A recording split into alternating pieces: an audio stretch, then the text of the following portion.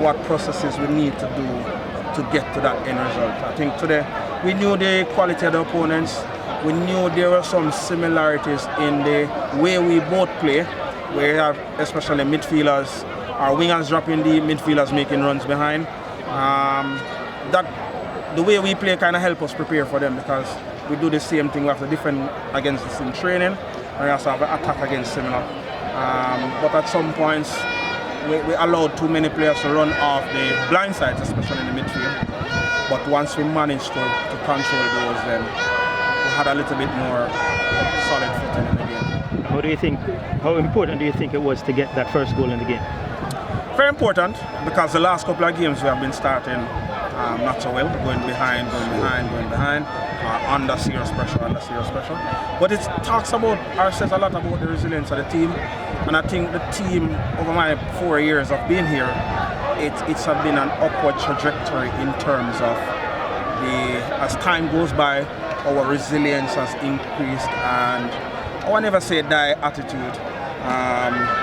Something similar to what a lot of the Kingston teams have, has increased, and I think that's a big part of the team, where there's no situation that faces us that we think twice about our identity or think twice about our quality. And this is a big tribute to the school and the school community. We saw in the stands more supporters from Glenmuir than Jamaica College, amazingly. Tell us about the support and how important that has been for the boys and for the program. It's been very important for a program that was at once at the highest peak, and then had a little bit of lull, but the performances and the style of play starts to get people in, and as soon as they start to go deeper in competitions and win tournaments or win competitions, then more persons come on board, more persons support. And it was very pleasing to see the number of colored supporters. Can't hide with the red shirts in the stands. It says a lot about the school community, it says a lot.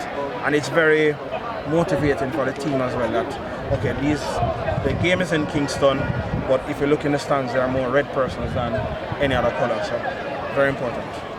And quick turnaround to the Dacosta Cup, getting the boys back focused on that main objective as you spoke about.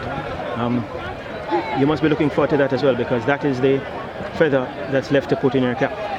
Yeah, we'll allow time to take its process. Whatever we have to do now, the recovery actually starts from here. We do it from here. We focus on that, and then as it gets closer to the game, then we ramp up the intensity in terms of how we prepare as coaches first, then to transmit that information to the players for them to go out and execute.